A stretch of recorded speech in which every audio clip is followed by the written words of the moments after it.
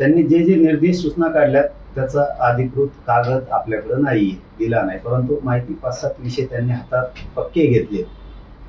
ही पक्की माहिती आहे.